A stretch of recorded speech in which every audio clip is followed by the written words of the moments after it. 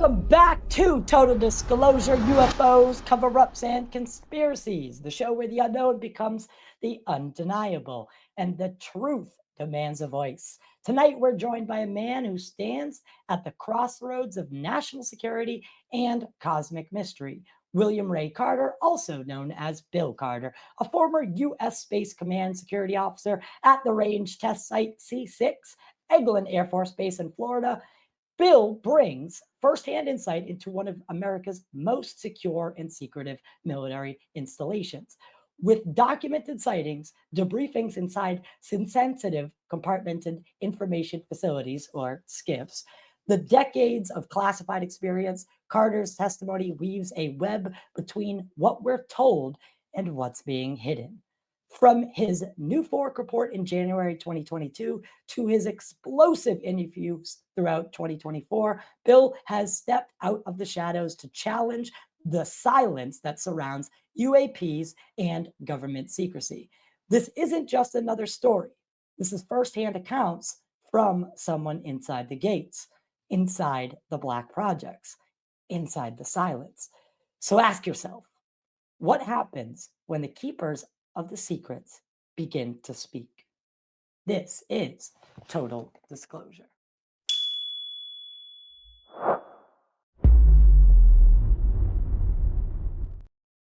All right, welcome, Bill. Welcome. Hi, how you doing, Ty? Nice to So- finally meet you.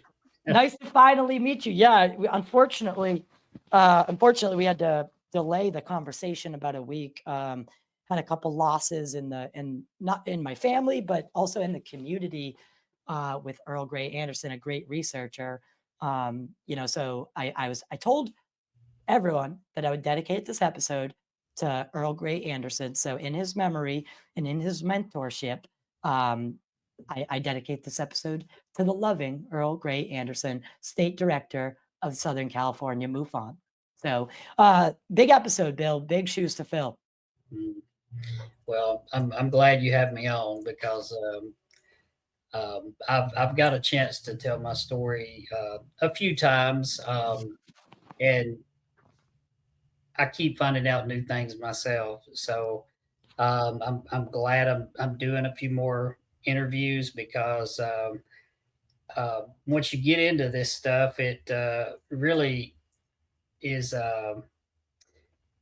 It's bizarre, it's strange, and you see a lot of things that don't have answers to them. And Right. I'm just like a lot of other people. I'm trying to find out answers to things that I saw firsthand myself. And I think there are some people in our government that do have all the answers, and I think they should share them with everybody. I don't understand the secrecy. Well, I do. I mean, I kind of understand. And listen, and hear me out on this. Being someone of your stature, wouldn't you agree that some of the secrecy may be warranted? And I say this with obviously hindsight, being the greatest asset, right? It's always 2020, Right.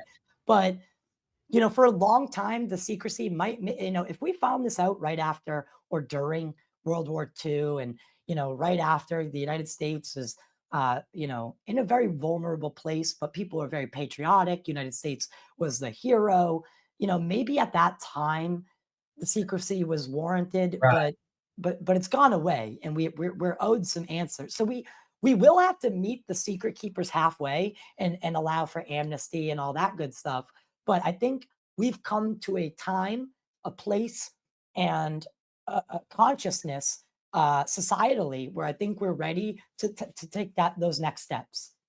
Right.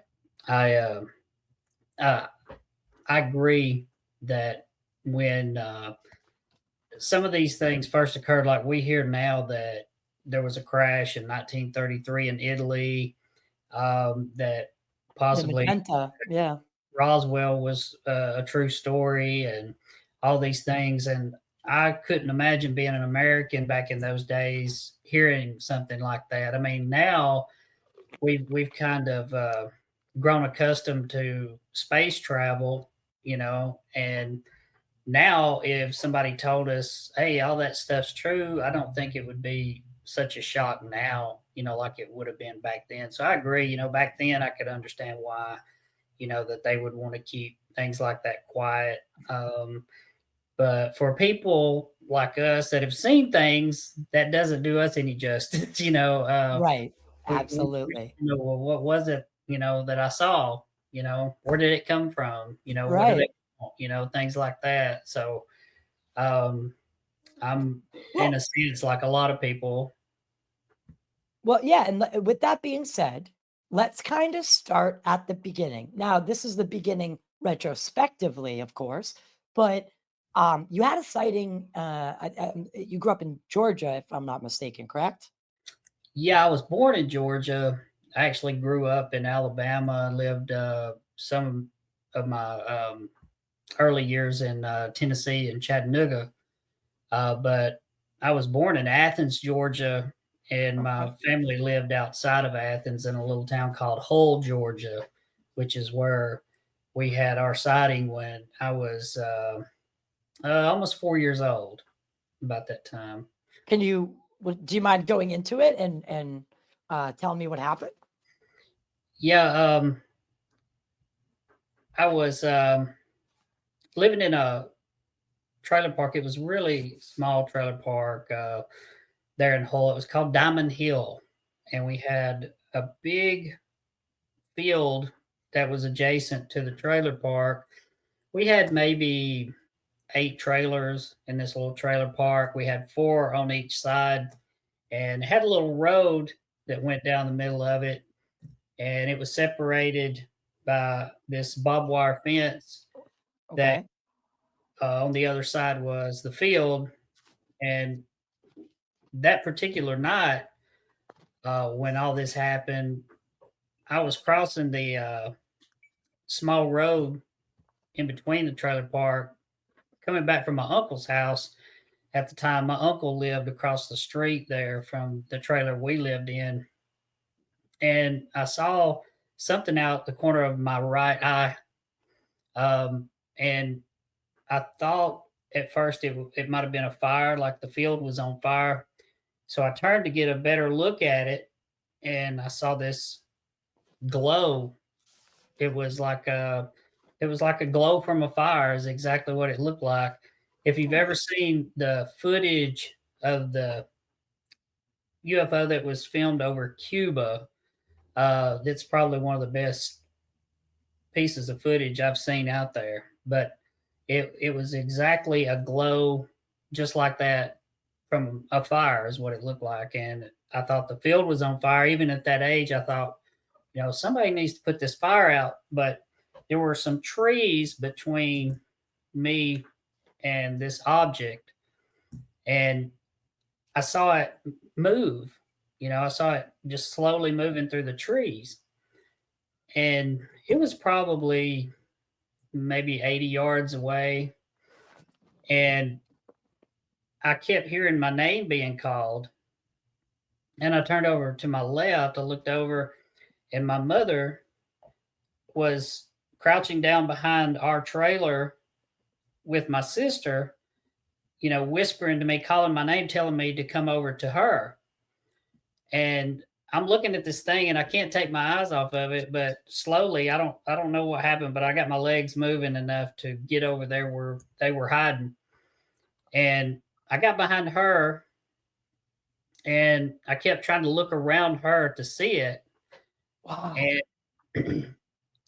she took us inside the house and locked the door.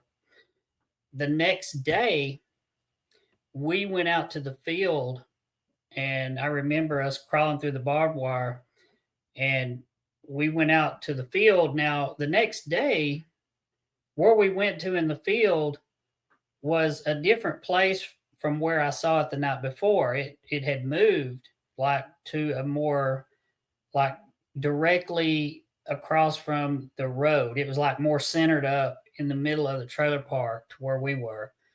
And I remember us standing around this huge burnt circle in the field the next morning. Well, it was just a very surreal feeling, and I tried to forget it. To be honest, I didn't feel that it was real, um, and I didn't talk about it to my mother for years until I went to Eglin Air Force Base. We had, well, let me back up. Before Eglin, my family had moved to Fort Payne, Alabama, which is where I live now. And we had some UFO sightings in the late 80s. Fife, Alabama, which is about 12 miles from here, they start having cattle mutilations. Oh. And we started having all the national news media descend upon our area. And there's actually some news clippings from that time on YouTube. If you type in Fife UFO, you hear the people talking about the cattle mutilations on their farm, and then the eyewitnesses that saw the UFOs at that time were talking. So, even when that happened in the late 80s, I was about 15 at the time. I still didn't think too much about what happened in Georgia, years before. And I went into the Marine Corps in 94. I got out in 98, and I went into the National Guard in 2003, and went to uh, we went to Germany in 2005. We got deployed for our OEF around that time, and we came back around '06.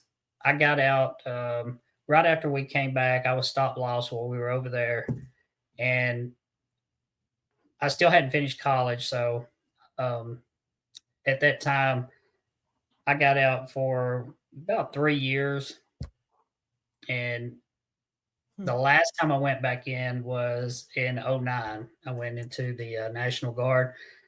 As soon as I went back in, they slated me to go back overseas again.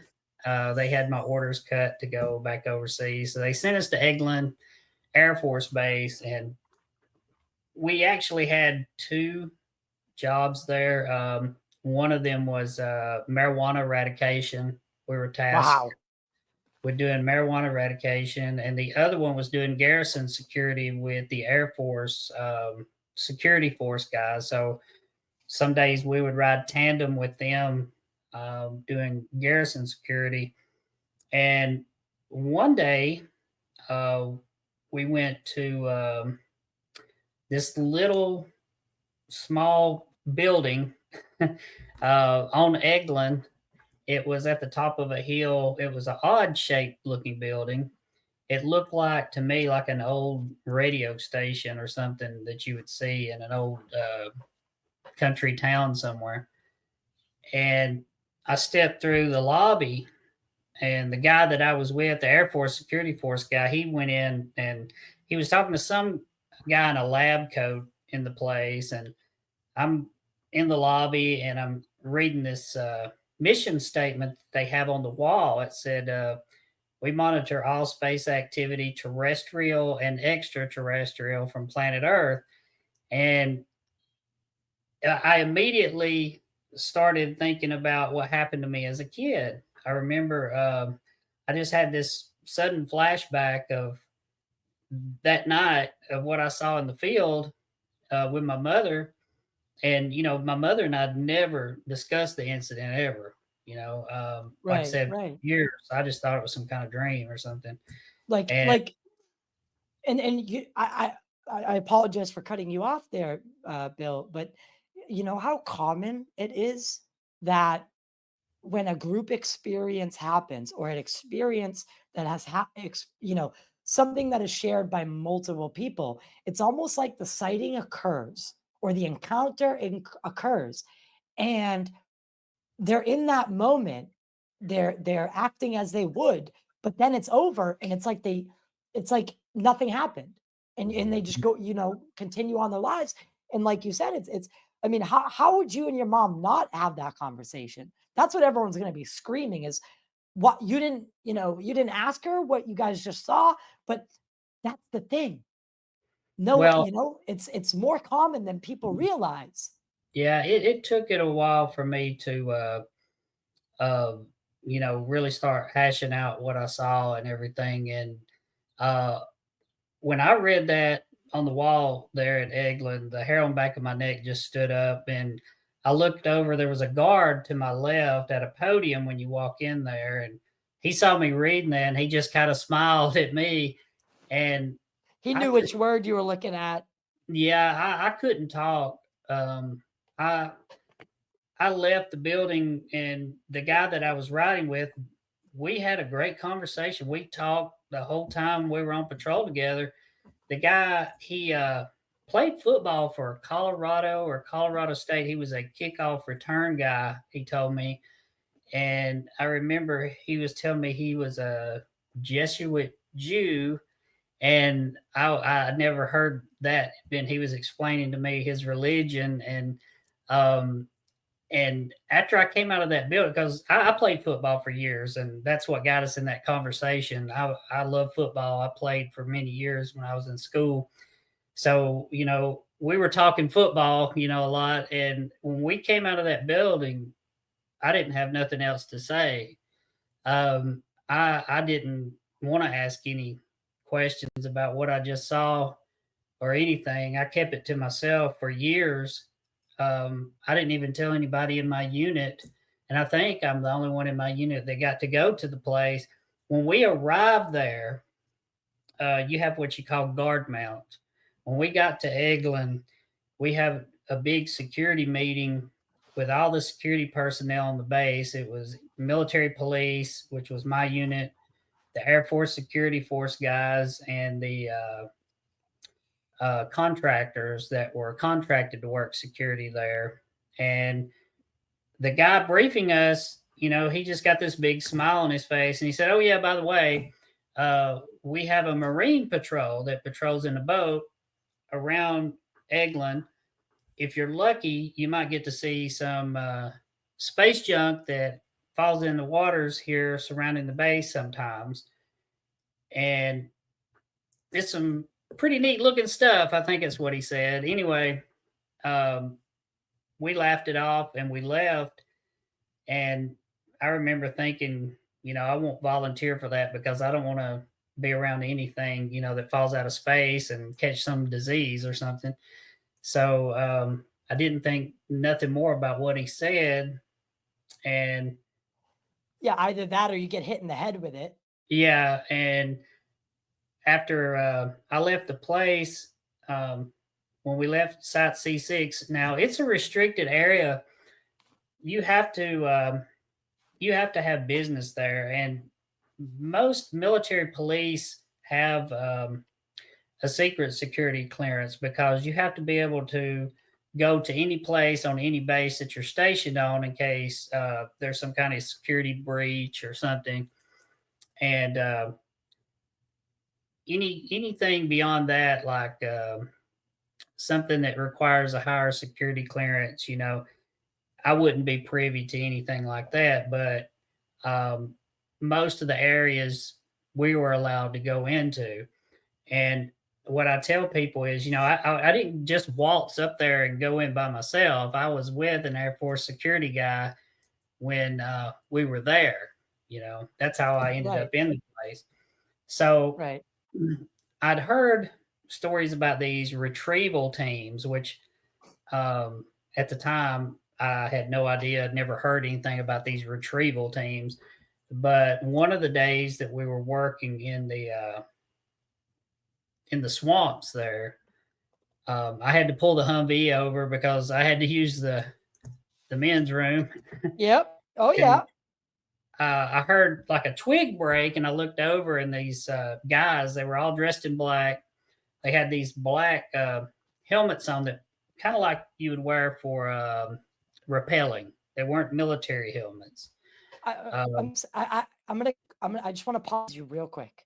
mhm. So when I don't know if you know who Michael Herrera is. I don't know if you know Jake Barber, who, you know, both of their stories seem to talk about these retrieval teams as well, Mhm. wearing all black. So, would you, when you describe them, can you, any detail, any small detail you can recall, you know, Well, was it black or was it like black camo? yeah, they were had they had their faces painted black. Now, where we were, my National Guard unit was only maybe 5 miles away from the U.S. Army Ranger camp, which was down the road. Now, these guys weren't dressed like Rangers that Right. I'd ever seen. They didn't want me to see them. I mean, they could have been out there, and I wouldn't have cared what they were doing out there because a lot of the military, have different kinds of maneuvers they do out there all hours of the day. Operations, yeah. Yeah, but these guys did not want me to see them. I looked over and they were sitting Indian style in two columns. There's probably about 10 guys in each row. And they were sitting, crossed legged, and they had, their left hand on their left knee and their right hand on their right knee, kind of like how we're taught to sit in the Marine Corps, actually. And their face was painted black and they had black clothes on. And I just looked one of them, dead in his eye and just kind of waved. And I got back in the Humvee and took off. I let them know I know they were there, Right, just to right. be like, ha ha, you got seen, and Mission failed. yeah, so I took off. And when I got back is when I really started thinking Putting the about pieces together.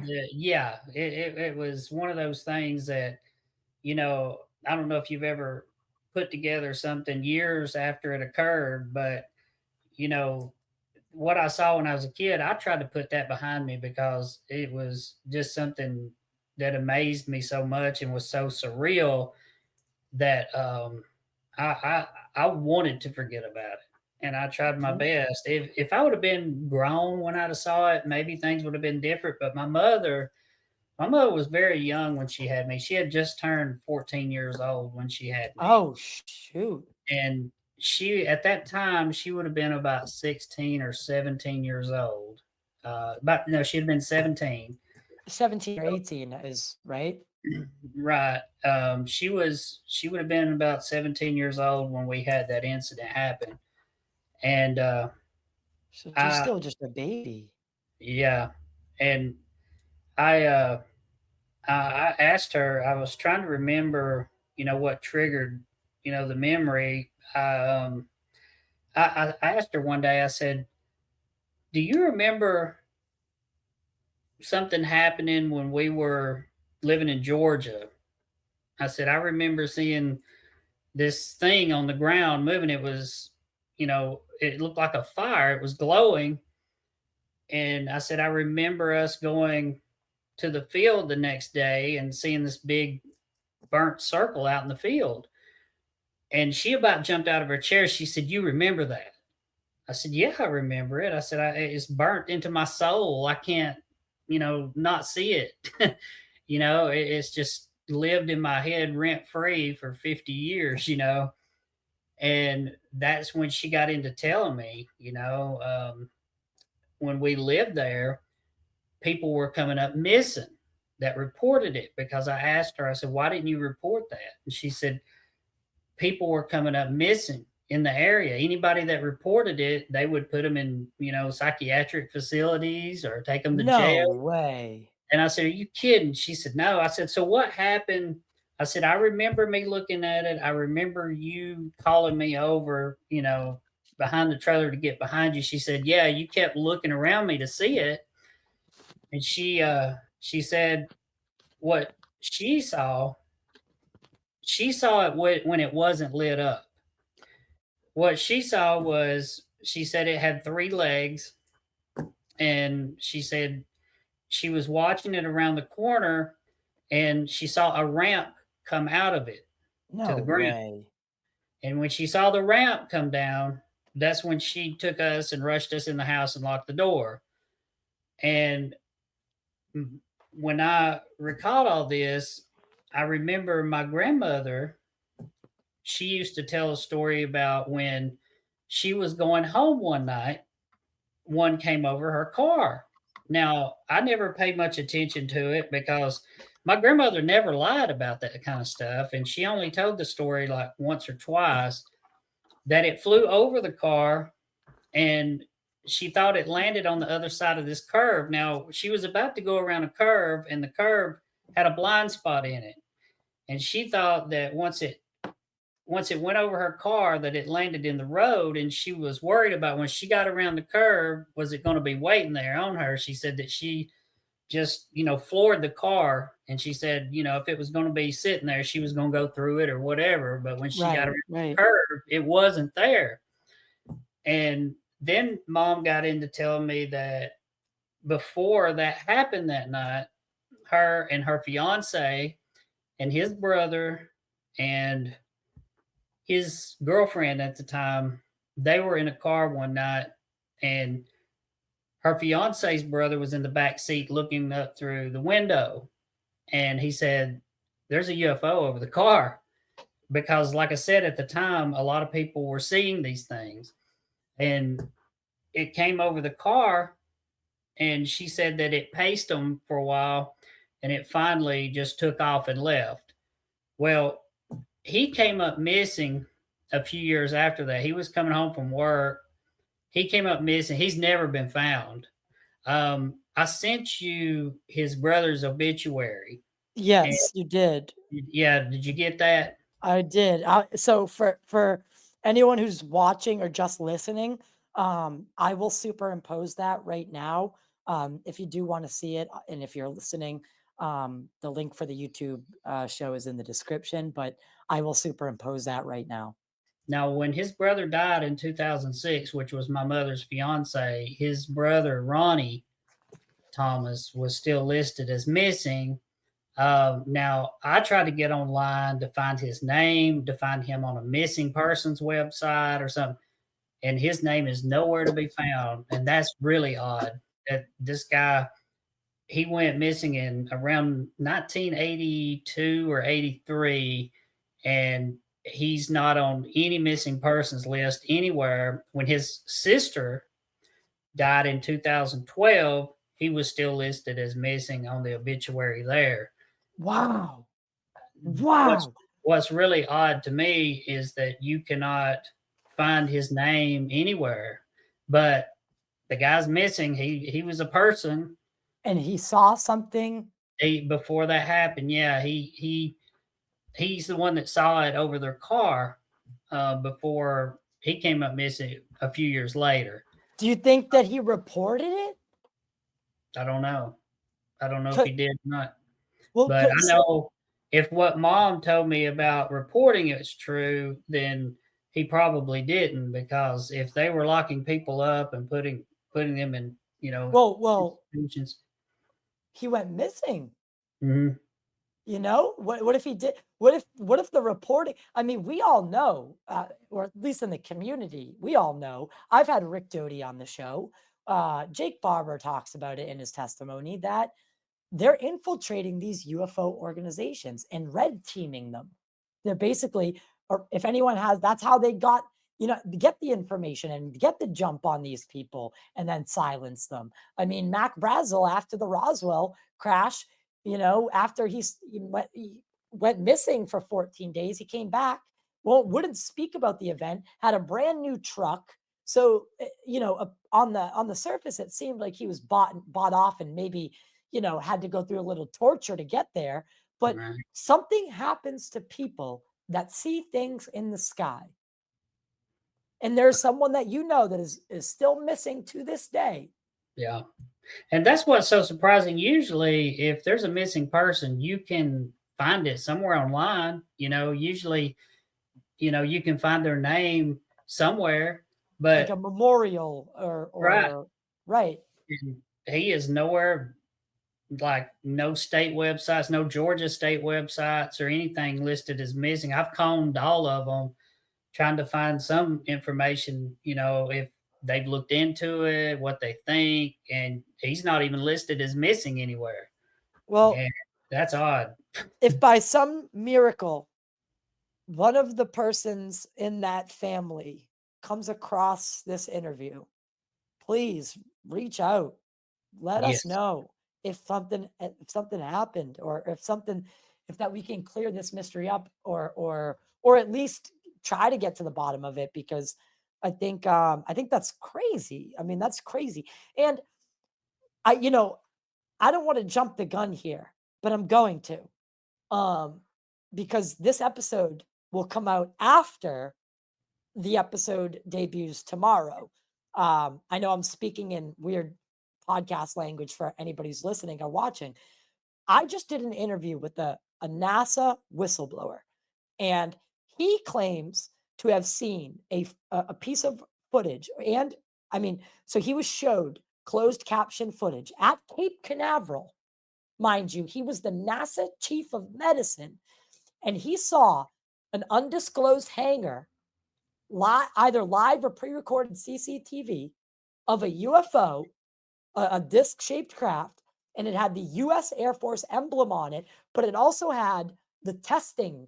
There's these bars that they put on test craft so that, either for radar return. I don't know if you've ever seen this kind of thing, but they're like these vertical bars, and they put them at 3, 6, and 9, usually 3, 6, or 12, 3, 6. No. I'm sorry. You know what I mean, though. You're right. 1, 2, 3. And it had all the markings of a test flight, but the craft was clearly not usual. It was not it was not something that was, uh, let's say, in the public arsenal. Mhm. And, is it your belief that what you saw was piloted by humans, but maybe the technology came from not of this earth? What I saw, it just looked otherworldly. It didn't look like anything that I've seen since then, and I've seen a lot of jet planes, helicopters. My room when I was in the Marine Corps was right outside of a helicopter pad, and it was nothing like I'd ever seen before. It was so shocking that I can't forget, you know, that it was just such a brilliant light that it appeared to be a fire, you know. Fire in It's the sky? Yeah, I mean it just was not something I could describe other than it just looked like a glow from a fire. Right. Um, and So I couldn't only imagine what my mother saw because either the thing was getting ready to take off or it just landed. I have a theory that maybe it just landed. that's why the landing gear was still out? Yeah, because my mother said she saw it when it wasn't lit up and she drew it.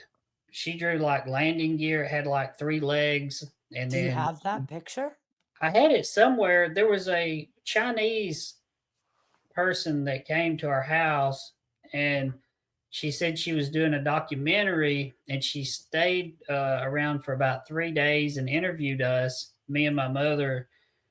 She said she was a film student from NYU. She was a senior there, and she No said that way. she was about to graduate. And because No way. we started having like these strange indentations in our yard, like by my fence in the backyard, there were these 5 foot across semicircular indentations that something set down in the vegetation and killed everything underneath, and it bent my fence. And whatever it was, it scorched the side of the tree in my backyard. And she had contacted me through Reddit, and she came here for about 3 days, and she told me that she would let us see the documentary after she finished it. She interviewed me and my mother, and she ended up leaving, and I haven't heard from her since. Oh, I can't hear you. I'm not hearing anything. Did she? So she took. Do you think she took that drawing? Yes, she took it. So, and you have not heard for how long has it been? It's been not this November, but last November, My 2 years God, ago. there's no. Yeah, Well, I picked her up from the airport in Huntsville. I live about 70 miles from Huntsville, Alabama. And, they're about to put Space Command here. right, right. And, yeah, it was odd because she was talking to me every day before she came. And I still have her name through Reddit. And her name was Yuki. Um, that's the name she gave me. And, I had her phone number and I've tried to call her and nobody will pick up or anything. So I've yet to see this documentary she did on us. She left and The the plot thickens. Wow, wow. yeah. Okay, okay, okay. So now without having said picture, I mean, we can work with that. We can work with that.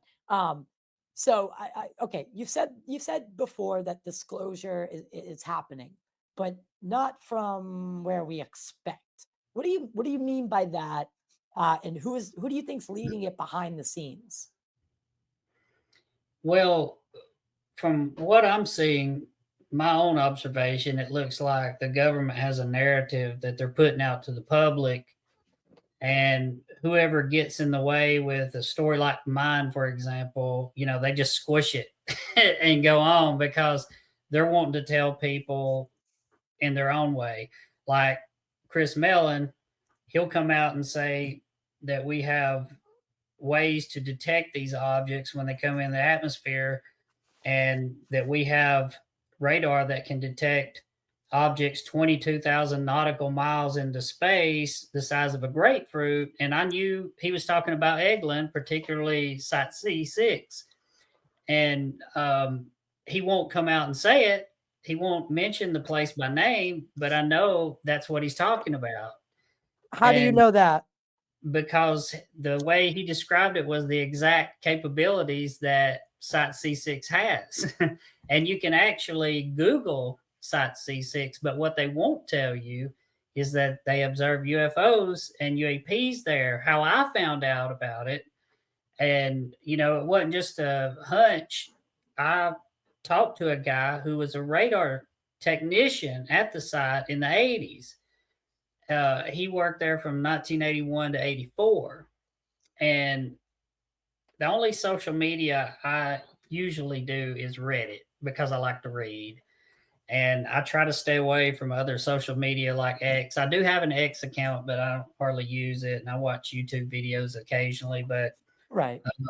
I wanted to know more about Site C6 after I saw the place and what I read on the wall. I just got a real uneasy feeling. I mean, I was a military policeman for 10 years. So, I just got this feeling that, something else was going on at the place. So there's a subreddit titled Machine Porn. And that's where I found the name of the place. It's Site C6. And there was a guy on there who had worked there. So I asked him if he would talk to me about the place.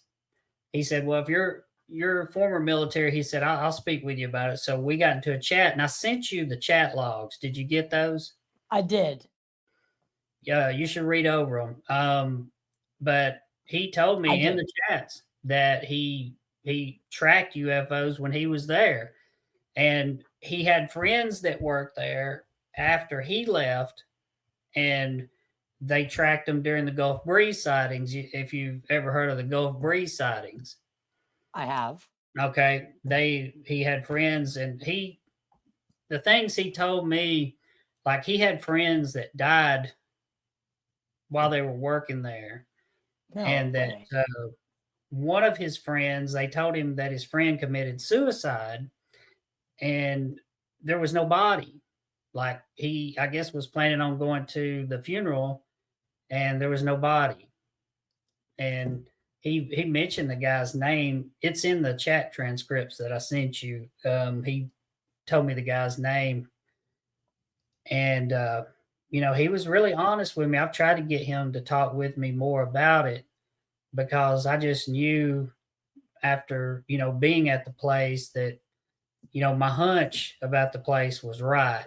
And after they told us that things crash in the water there, I think they told us that kind of like a disclaimer. If we were out there patrolling and let's say a Something. craft or something like that, crashed in the water there, uh, they wouldn't have to say, well, we didn't tell you about it, so Right. they, It's almost like they were front loading you with information so that yeah, if it ever did happen, your brain would process it as what they told you instead of yeah, what it might actually be. yeah. And I've, had some strange things happen here. Like, these guys showed up one day. My son, he was working at Walmart and he got ready to leave one day and he had a flat tire. And it's about 6 miles from here. So I left to go help him with his flat tire. And my fiance, she was on her way back here. As soon as she pulled into the garage, these two guys pulled up in a big black shiny SUV. She said it was just in pristine condition. She said it was just the shiniest SUV she had ever seen. And they got out and they came up to her before she even got out of the car. And they said that they wanted to check the roof for storm damage because there had been a lot of storm damage in the area on roofs in the area. And she said, no, ours is fine, which we had just had a replacement for our roof about 10 years ago. And at the time, we were under drought conditions. We had not had rain in over a month. And we actually had a no burn ordinance at the time. So she said the guy was like real persistent, telling her that, they needed to get up on the roof. And she, my fiance, she's bullheaded. She just told him no, so they finally left. She said they left just a few minutes before I pulled up. And we called the police. We made a police report. Before that, like I said, I was an ESL teacher for 6 years.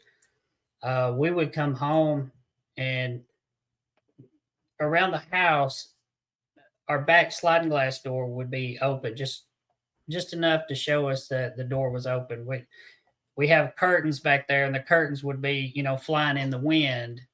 And we always make sure we lock the doors when we go somewhere. In the middle of the winter time, I'm in this room here teaching online, and I start feeling like this cold breeze on the back of my neck. And I'm looking around to see where it's coming from. And I look behind the shades, and the window's open about 6 inches. Now, that window can only be open from the inside. You have to take the screen off from the outside, and you still couldn't open it. You'd have to do it from the inside, and the screen wasn't off the window. And you'd have to take a ladder to do it from the outside.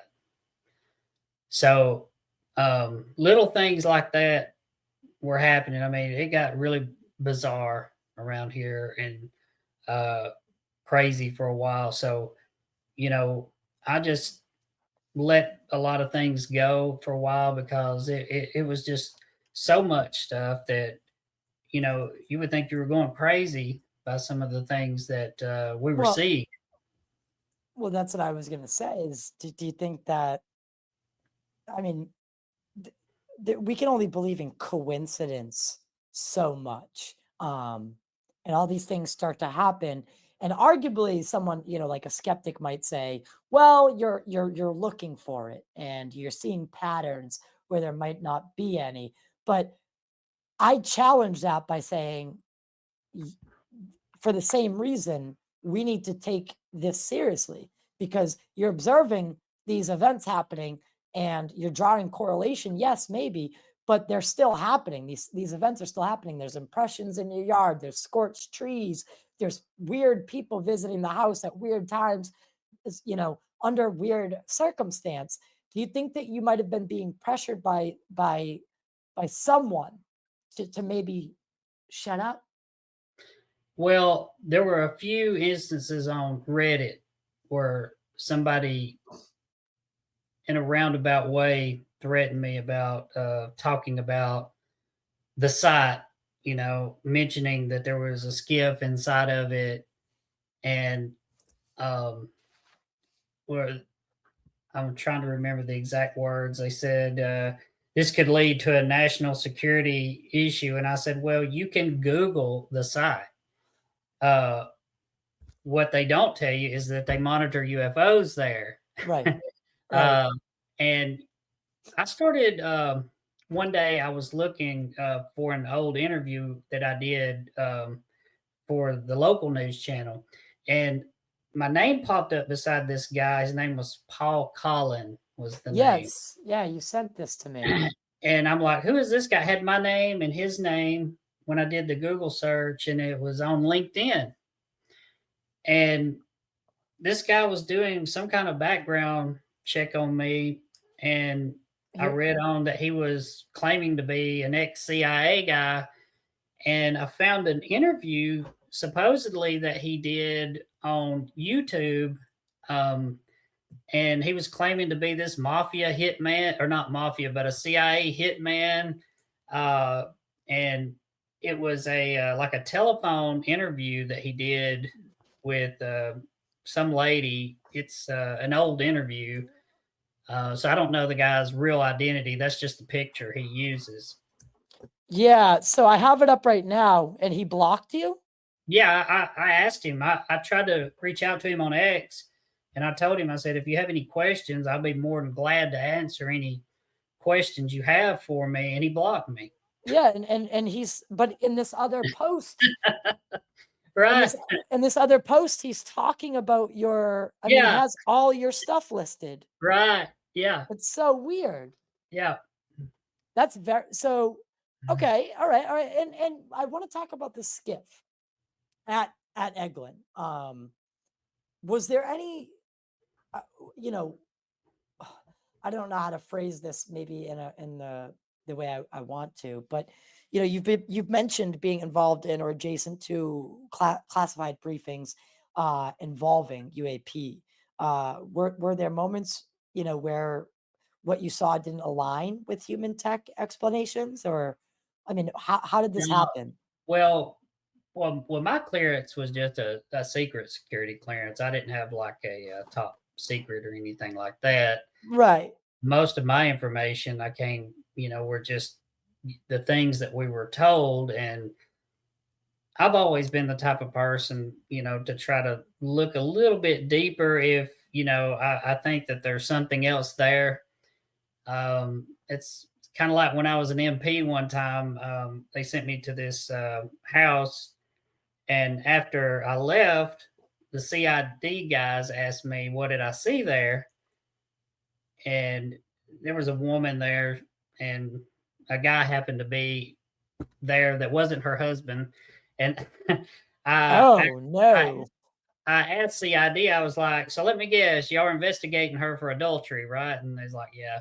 So, Ah, um, that's the type of things, you pick up on if they're telling you, things sometimes there's a little bit more to the story. And I often wondered when we got to Eglin why they told us about stuff crashing in the water.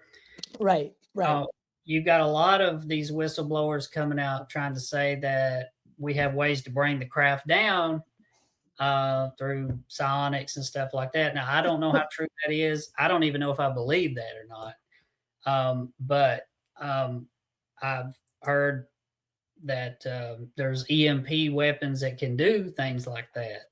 Well, have you heard of a gentleman named Eric Hecker? No. Well, Eric worked for um, Raytheon, and he was scheduled. I'm sorry, he was at the base in Antarctica, and says that one of the machines there. the neutrino machine, the neutrino system, it's not just active. I mean, it's not just a passive um, data collection tool, but it's also an active directed energy weapon. And he says this, and it aligns with a lot of other stuff that we've heard, talking about these very things, these electromagnetic ways of maybe interfering with the craft's guidance systems, or especially if they're consciousness based. If you can interrupt the stream of consciousness, I mean, that could be a really good way to bring these things down if that's what is truly happening. And again, I'm with you. I don't know if I believe in all this, psychic, like, that's the biggest thing right now, in the community, is the psionics and meditation. We talk about guys like Chris Bledsoe. Um, but there has been a long track record of in the 1950s, when they talked about the G engines and how they were coming. I mean, scientists were openly saying, we're about to crack gravity. And then, by 1955, there was no talk of it at all, right? T. Townsend Brown and, all these creators, inventors, that all of a sudden just go dark. And Well, if you think that they have the ability to track them from Eglin, it would make sense to me if they had that sort of weapon that they would put it there, because if they can track objects, from Eglin, it would make sense to me that they would put a weapon there that could bring one down, because right. that system stretches from Eglin all the way out to the Pacific Ocean to I forget what island it's out there, but it's part of a radar system that stretches all the way out to the Pacific. And like I said, they track objects up to 22,000 miles away, the size of a grapefruit, and they can do it with thousands of objects at one time there. Oh my God. And so if an object's intelligently controlled, that's why they don't want people to know that uh, if they can track those objects, they've definitely got clear pictures of them. See, that's why they don't want to talk Bingo. about Eglin. And if they can do that, that means they can tell you where they go when they get here, where they come from. And that's what a lot of people don't understand about my story, is that if you know that information, you can know where they're going. And they're And going yeah, into the ocean. ocean. That's right. And Eglin's right there by the ocean. And this is a huge detail, because obviously 2/3 of our planet is ocean. And Mm. if you wanted to hide in plain sight in something that was universal, right? Not like our atmosphere, which can vary, right? Depending on where we are in the solar system. So those could be considered variables in space travel. You But know, I was, underwater is going to be underwater no matter where you are. So you if know, that's where I was hiding, I mean, it'd be a uh, perfect place. you're the only one that really understands why that's important. Other than I did this interview on what you call "Let's Get Haunted." It's Yeah. not even about UAPs, and this lady that interviewed me totally understood what I was trying to say and understood the importance of what I had to say. And I'm like, out of all these UAP people I've talked to, this woman that doesn't even do UAP podcasts understood what I was trying to say and what the implications of that is. And it just, like Ross, all Ross wanted to know when I talked with him was, did you see a UFO on X? And I said, I can remember on two nights they made us go inside. Actually, one time was during the day where they made us clear the area, and we didn't have a curfew there. They just told us one night we were playing cards outside, and they said, "Everybody in now." No explanation or anything. Right. Something was flying around they didn't want us to see there that night. Right. But I Right. wasn't going to lie to him and tell him I saw a UFO. But some people are willing to lie and say things like that, and I just, it didn't happen. It didn't. I didn't see anything there like that. But Um, but in hindsight, what you're saying is this is not something that happens often. So there was something that we were not cleared to see, right. and Yeah. we were ushered in. This is not something that normally happened. Right. So, I mean, you're kind of just giving us the equation and saying, I didn't see anything, but it was weird that they told us to go in. We didn't have a curfew. We do have clearances. So if it was something like, if it was something, not like, I don't want to say if it was something like stealth or that you guys weren't cleared to see that, but it just doesn't sound right that they would usher every single person off the deck, off the floor, so nobody could see what might be out there. Yeah, we were staying in little Quonset huts out there. They were trying to get us acclimated to the heat because we were getting ready to go overseas again. Right. And yeah, that was odd to me because they never gave us a reason why they wanted us, in. And And you said this one happened day, twice? yeah, the other time was during the daytime. Now, the daytime, I believe they were doing some kind of bombing run or something that they wanted to make sure nobody was in the area. Because the first day when we got there, we were convoying into the area we were going to be staying in, and I think they had just did some kind of bomb run, and it scares all the wildlife. And a bear came out of the woods and just rammed one of our up armored Humvees and bounced Oh off. my god. The up armored Humvees, the doors weigh like 500 pounds.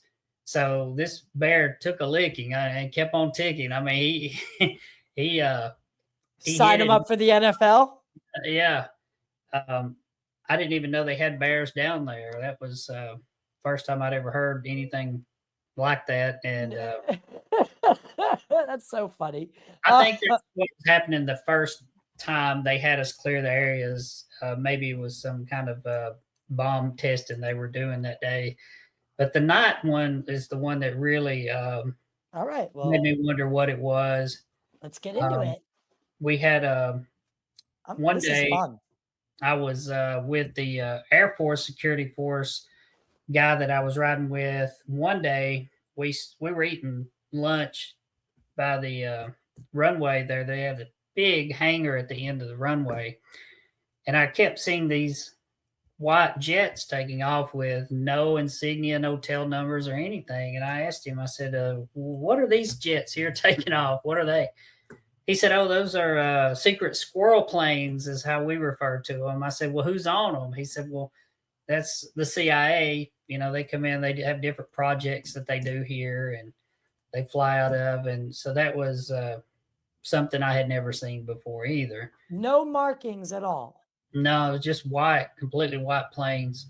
I think they were like 737s or something. I'm not like a proficient on plane sizes, but if I had to guess, it was probably like a 737 or something. Right, right. Okay, okay. That's kind of peculiar. But okay, that's interesting because I mean, obviously, we can only read so much into to that, but um, that brings me to like another story, obviously. But I want to keep it on the track that we're on. So, I want to ask you this genuinely. Have you ever feared for your safety because of what you've seen or what you know? Um, not too much. I guess because after going overseas, I mean, I had to write my will out 3 different times, and being in the service as long as I was. I mean, I served 4 in the Marines and 6 in the Army and National Guard.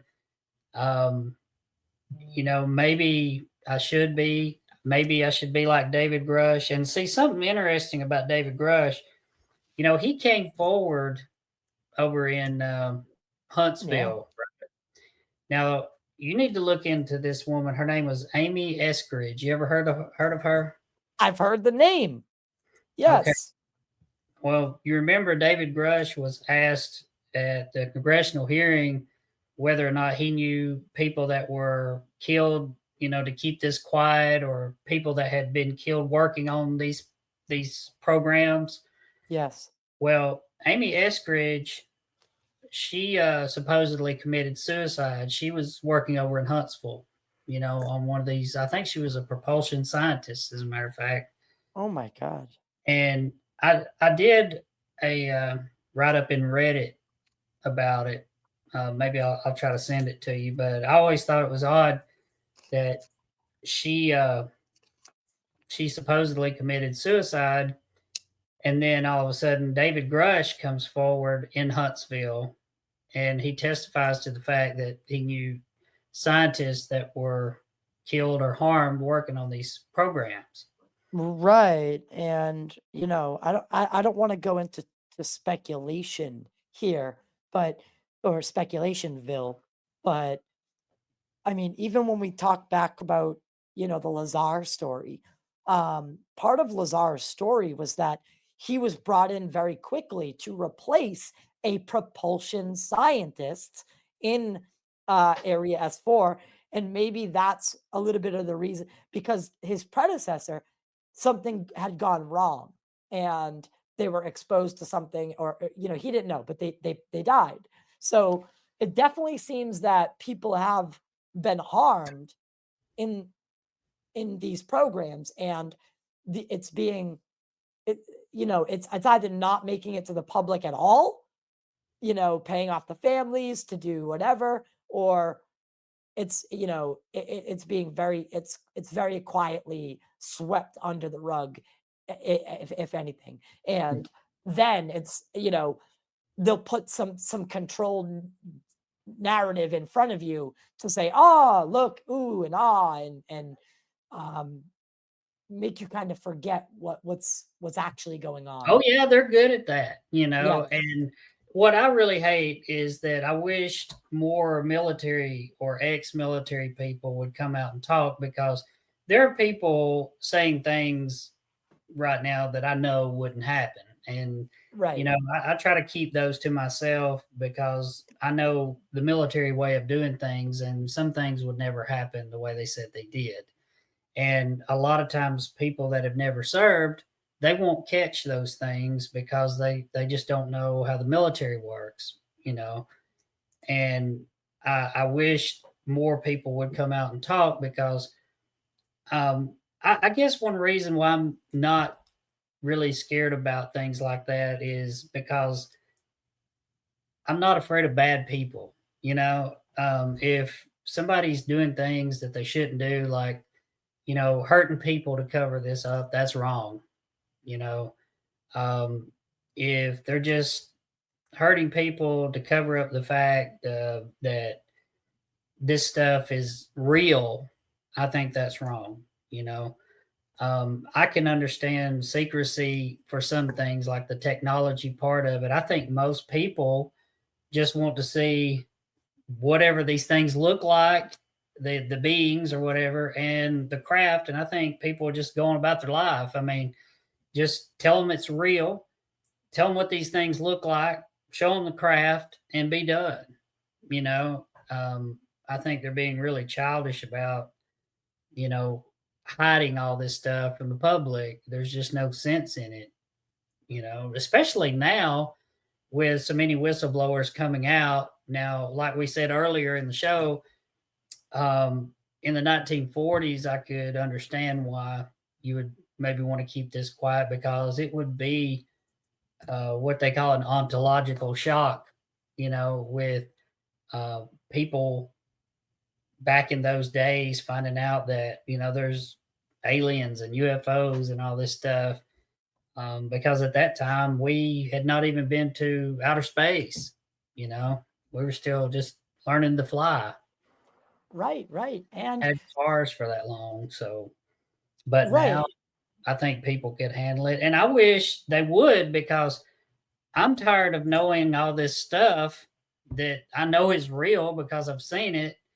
And I've got neighbors that don't have a clue about it, that could care less. But I think when some people are going to find out about it and it hits them that it's real, it's going to be up to people who have dealt with it for a while to, kind of calm them down from it, because I gradually, Well, came to that realization over the years after denying it, for so many years, thinking, that's not what I saw, and just trying to put it behind me. But when I came to grips with it, I just wanted to talk about it because, and that's the thing, um, Bill, is it's a very unique topic, and people have asked me many times, like, oh, wouldn't disclosure kind of kill your show? And I was like, no, it would only enhance it, yeah, because people would people would then look to people like myself as, maybe comforting figures that, can bring them into the fold and to guide them, because listen, I've had many military personnel on the show, and I've had many people on the show, experiencers, researchers, scientists, members of Congress. I've been to hearings, I've been invited to hearings. mm, I watched Elizondo testify.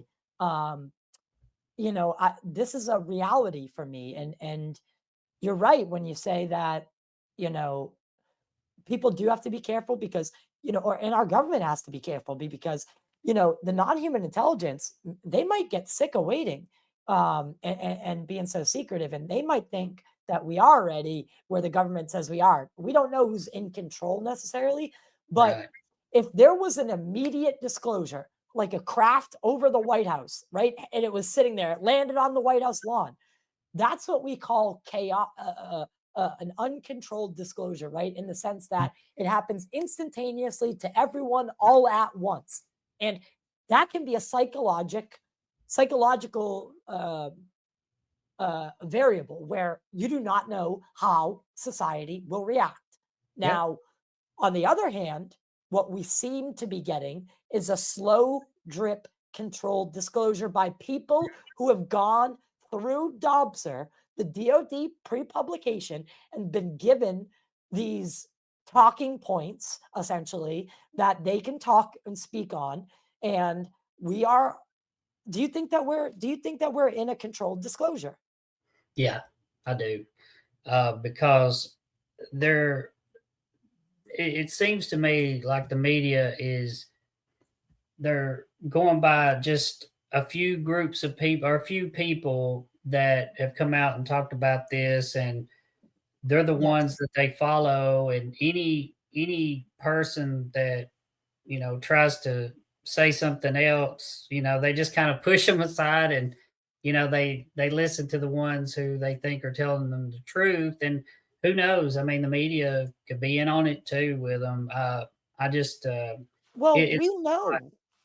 I mean, Bill, we know that guys like, let's talk about Air Force intelligence. Air Force intelligence is they've been widely, I mean, inside the intelligence community, they act as if they are outside of it, right? They don't play ball with the other intelligence agencies. They Yeah, never they've been have. lying to people for years, and they don't care to lie. Right. Yeah, And if OSI has been embedding and paying for news to either be, I mean, scrapped before it will ever see the light of day, and they pay them well. They pay them well, according to sources like Richard Doty. Um, that's how you keep these people happy. There's these quid pro quos between the CIA and intelligence communities and the news outlets. Like, listen, and they just have to slap a national security order on it, or like this will hurt national security, and the outlet won't run it because they want to keep their access, so to speak, with the government.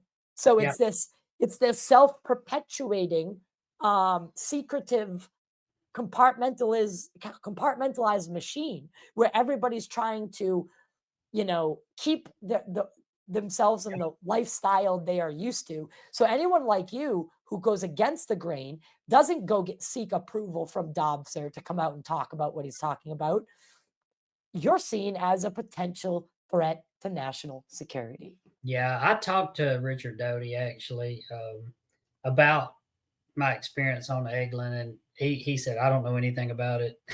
Yeah, but he'll be on. Well, what I like about Richard is he's either the best liar in the world, or he's telling the truth. Yeah, It's one or the other, because the guy is upfront and honest, at least now, about every, I think he goes a little bit too far on some of the stuff, but he's very, like, if he doesn't know something about something, he'll say, I don't know, I wasn't there. But he's someone I generally can get a good read on folk. I cannot read that guy for the life of me, because like I and said, that's the way he wants it. I mean, that's his job. That was his job anyway, exactly. and he's trained to do that. I've spoke to Linda Moulton Howe. Hmm. Tried to tell her about it, and I spoke Me to too. Ross, and they all told me, that my story wasn't that significant. So, Here's here's where here's where I want to deviate. I respect Ross for what he has tried and is doing for the community, in the sense of bringing some legitimacy to it, and in the news world, because I mean he is a award-winning journalist. Linda Moulton Howe, also an award-winning journalist. I've had Linda on the show. She um uh, you tried to, I give them the respect that they've earned, but I also think that some of these people in the UFO world, um, they like either unwittingly or subliminally become gatekeepers, all whether they know it or not.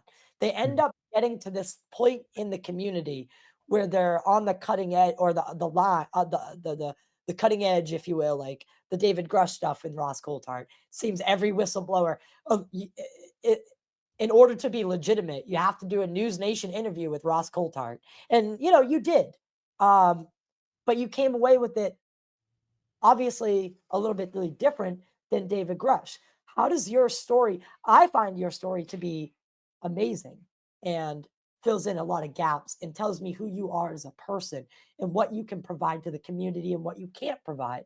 Um, you seem like a very genuine, honest person. So for Ross to say that, it disheartens me. yeah, he told me at the end of the interview he didn't believe that I saw a thing. I was like, okay, I, but he was the whole interview was rushed. I was nervous, um, and you know, I was used. I had at that point done to maybe 2 podcasts, and I thought it was going to be that kind of format. no. When I got in there, it was more like an inquisition. Yeah, it's a deposition is what it is. And it's hard for me to talk about this stuff. It's not easy, Right. because it's something very personal to me, and it's hard enough to talk about this subject, especially for people who don't believe in it anyway. And I've never, tried to collect money off of what I've said. I've never tried to sell a book. I couldn't make money if I wanted to, because I'm a disabled vet, and you certain VA type things, as far as disability goes, you cannot make money over a certain amount. Right, and for anyone who wants to know, he didn't ask me for money to do an interview. Um, actually, probably the opposite. You know, uh, I think what we lack in this community um, is something that we've only gained in the last few years, and that is this. It seems like there's honestly like a wealth of riches in the terms of witnesses and highly credible individuals saying things, so much so that people are willing to literally push your story to the side, give given your credentials, you sent me your GD 214, all that stuff. I mean, you sent me everything you think you needed for me to be comfortable with what you said. And we've lost something in the last few years, and that's listening to people. I mean, we'll put someone in jail for their whole life on witness testimony.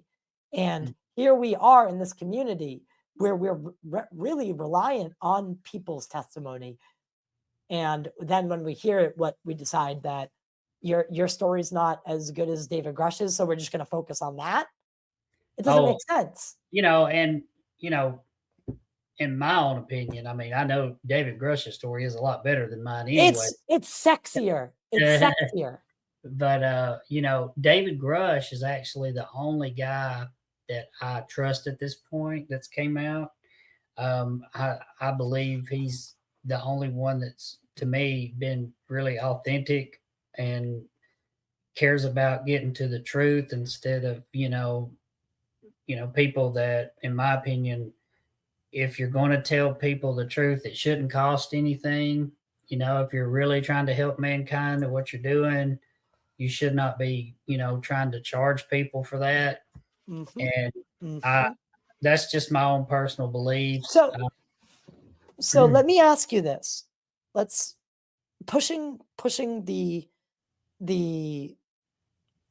I don't know, the narrative stuff away. I want to, now that we've gotten a lot of your experiences out in the open, I want to talk about, and we're going to get to some speculation, of course, here, and that's just naturally how it goes. But what do you think our visitors? I mean, I don't want to ask you what you think they want, but given your record and your service, does this seem like a science endeavor? Does this seem like some sort of, like, given all the stories, what do you think's going on?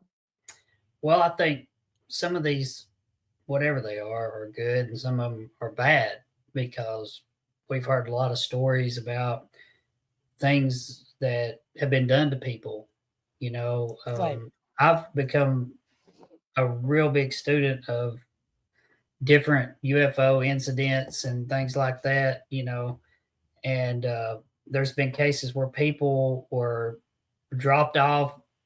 I think one I read about was out in England. This guy, he was missing, and when they found him on a pile of cotton or fruit or something. His pants were on backwards. His shirt was on backwards. I think his underwear didn't even belong to him. It was really strange stuff. And I just think that, just like people, there's good people, bad people. I think it could be the case with these things. There could be good ones and bad ones. Because at this point, if you believe that we're not the only species in the universe, you've got to believe that there's other things out there, and not all of them have our best interests in mind.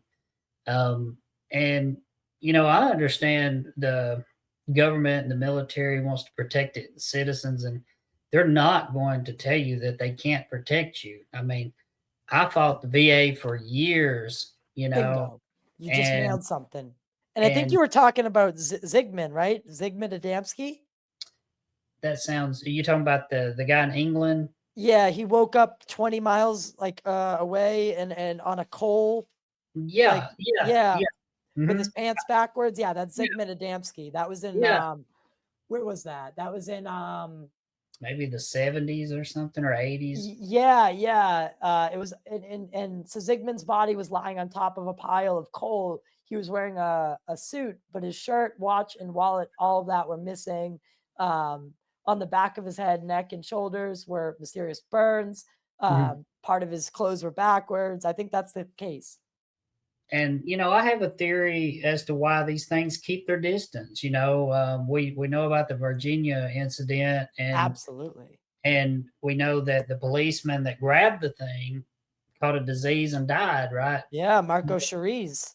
I have a theory that one of the reasons they keep their distance is because they know that they could hurt us if Well, they touch. here's a crazy thing. because now I want to talk about some patterns here. We look at the Varginha alien, we look at the archetypal alien, right? And then in Varginha, the case specifically, there was this really, really poignant and pungent smell of ammonia. Hmm. Um, and we talk about these craft being underwater, going underwater a lot. I know the researchers on Varginha, the current researchers like Marco Leal, and they have a theory that these were amphibious beings and that they lived underwater. And that's why when they were above water, they stayed out of the sun. They were giving off this smell. They were out of their element, if you will. And they were, it was a defense mechanism of their body. And I mean, we talk about, how these things might have bases in our oceans, and that's where they're coming and going from. And then, like you said, in Virginia, that case where maybe they are keeping their distance because there is some byproduct that, we could, That's right. we get too close and we catch something that Right. some space disease, I'll tell you a good example of that. There was a general down there who was tasked with investigating UFOs down in South America. I think he's since passed away, but he investigated like thousands of cases down there. And someone asked him, they said, well, what do you think? Why do they stay away? And he said, it would be like if my military group went into the jungle and we met a primitive Right. tribe out there that wasn't vaccinated for some kind of disease we carried, we could kill the whole village. And we have in the past.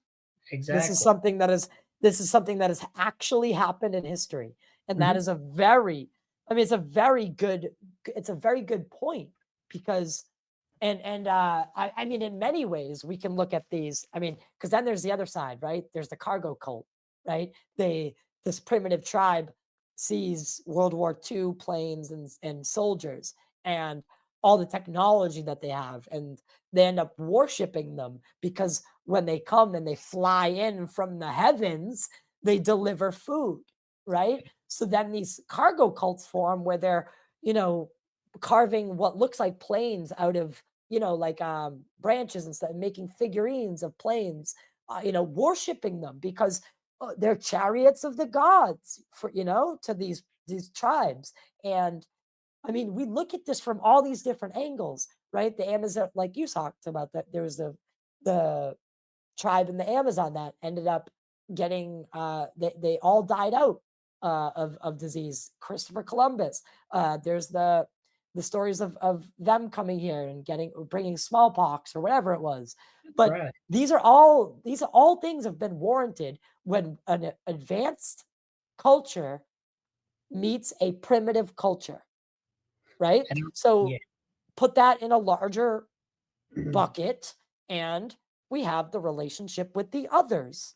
And I'll tell you something else. If you watched what they were saying the other day, when you had Lou Elizondo there, Avi Loeb, Dr. Eric Davis, he's another one of the guys I pay close attention to. Well, Avi is a friend of mine now.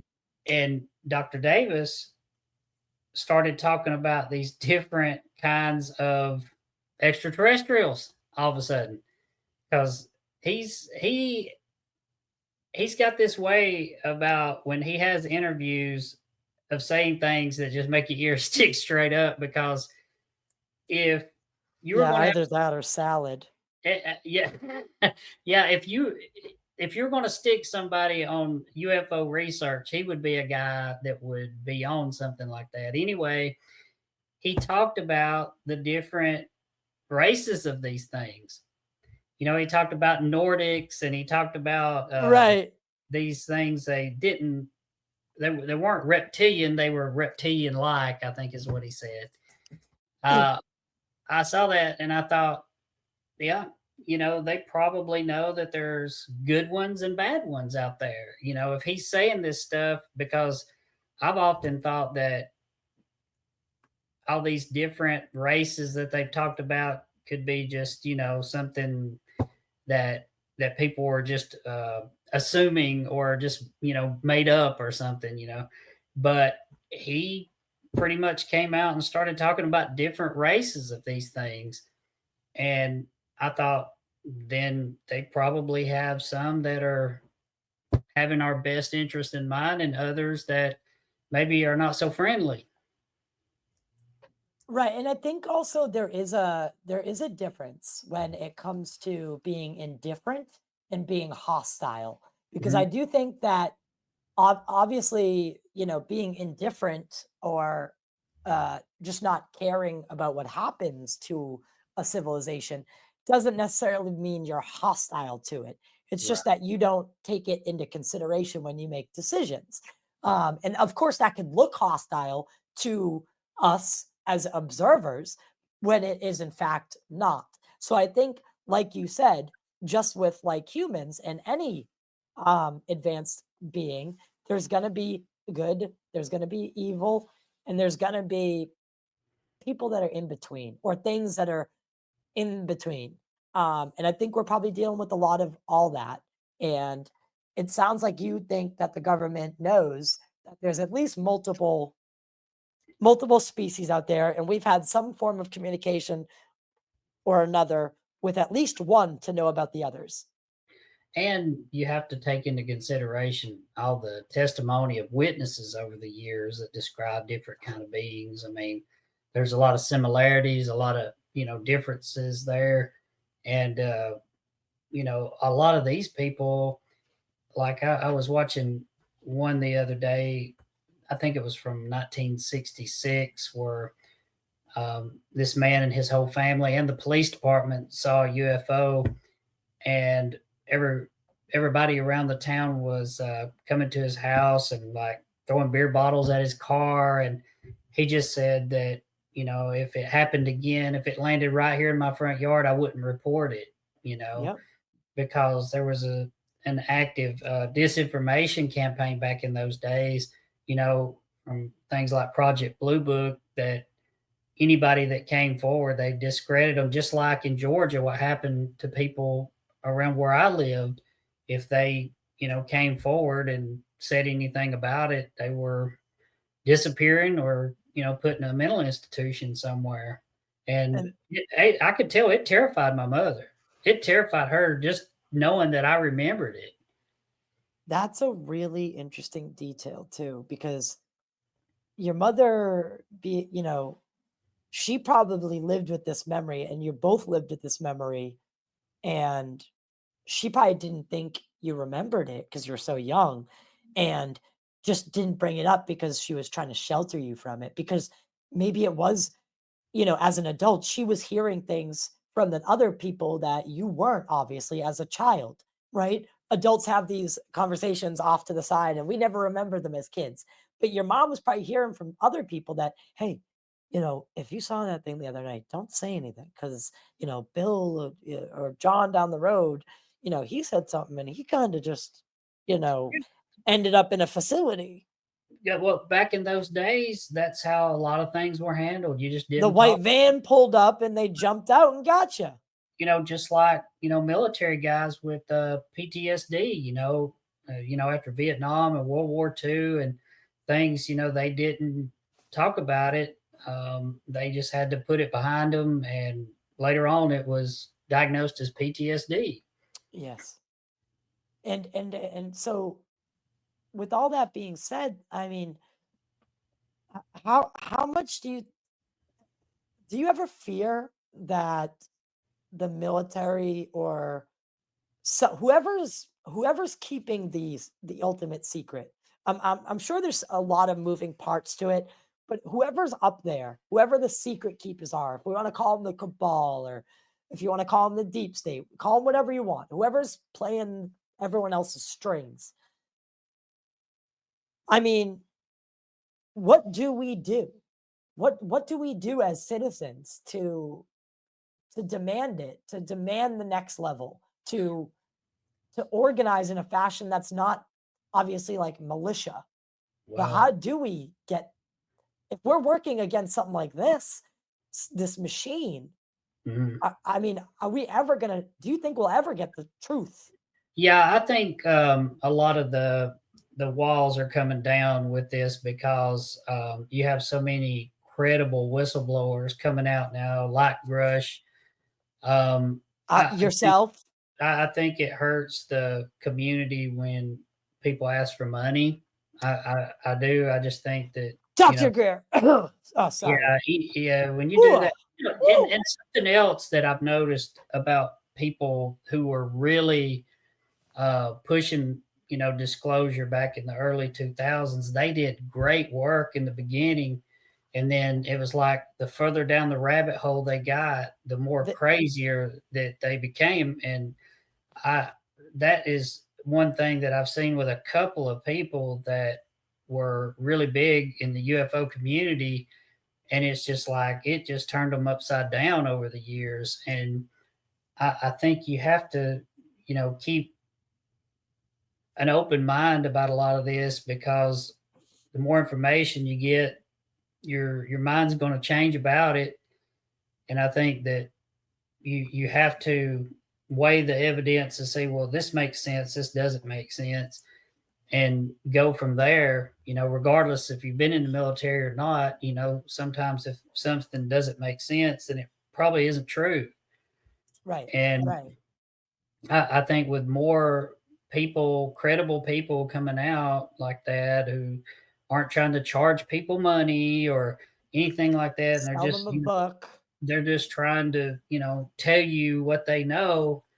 I think that eventually that all this will come out because I believe that the technology is the main reason it's Secret. covered up. Yeah, Yeah, absolutely. Greed. money money just makes people do crazy things, Greed is a son of a bitch. I'll say yeah. that. And I think most people just want to say, hey, let me see the UFOs, let me see the beings or whatever. And you know it would be better for them if they came out and admitted to it. That way you could get Yeah, people who but are qualified to work on it and maybe understand the technology better if you would be more open and get people to work on these programs that could help the progress of it along. right, and that's a huge. I mean, you just hit on so many of the problems with so many things, and there's a lot to unpack there for people. But essentially, what you're saying is, what we're doing now is there's these obviously these the stovepiping of information has got to such a degree that you don't have the right people working on it. You only have the cleared people working on it, and those Right. aren't always the same person. The person that's um most suited for the job isn't always going to be the one that's a narcissist and will go along with the cover up. So then they got to go to two, three, four, maybe the seventh qualified person, the first person that will keep the secret, right? And not try to open source it. And what you have is you have a lot of people who seem to start, like you said, in good places. Good places. They want the best, but somewhere along the line, they realize that they're either just, they park their car at money making avenue and they never stop, Right. or they get rich, get out, and you never hear from them again. Um, Sell a book, sell few books. Now, Um, something else that people ought to consider this is, what if we know that some countries like China or Russia are ahead of us in developing these technologies of they probably craft that they have? And that might be a reason why they're telling us, because the only way they're going to get caught up with China and Russia is if they enlist people that knows what they're doing to help the projects along, or we can get up to speed with them and match them. That might be a reason why well, that they're being a little bit more open now. and you said something earlier, and I don't know why it won't come to me now, but I just had it.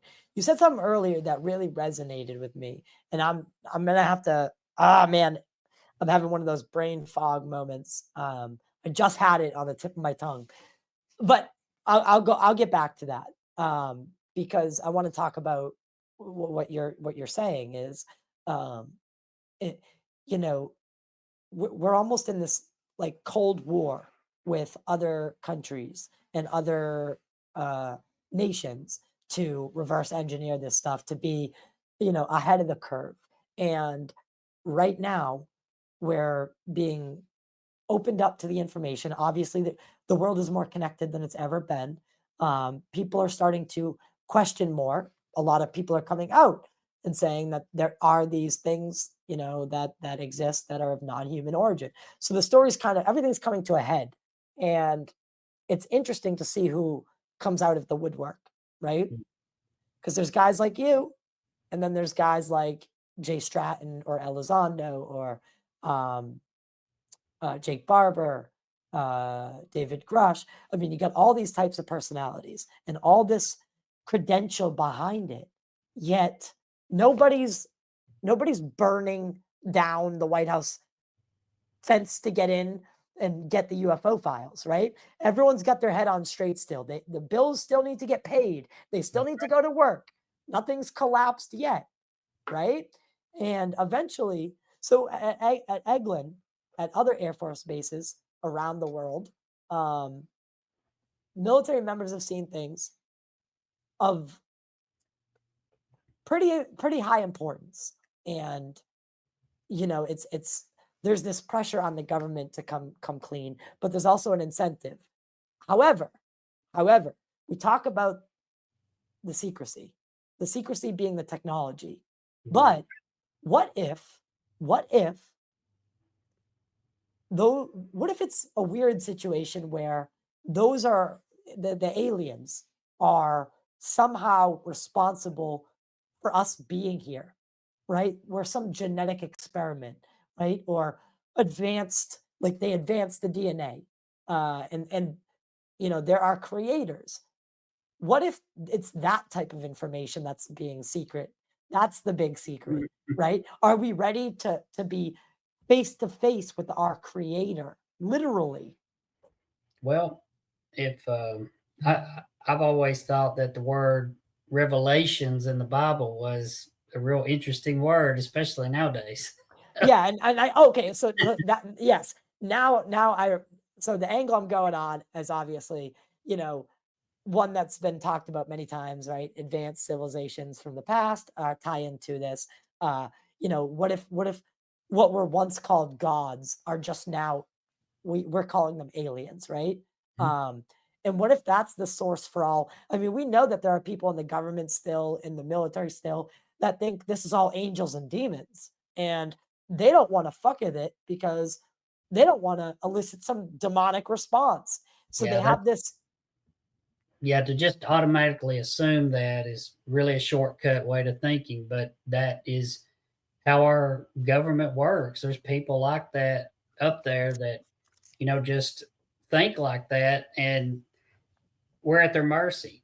You know, Yes, we we have to deal with whatever decisions they make, and what we can do as a people is put pressure on those people. And pressure is something that a lot of people don't understand really works well. um, I learned that in the military. And you have politicians that think that things are supposed to be one way, and the people get together and they say, no, we don't want to do it that way.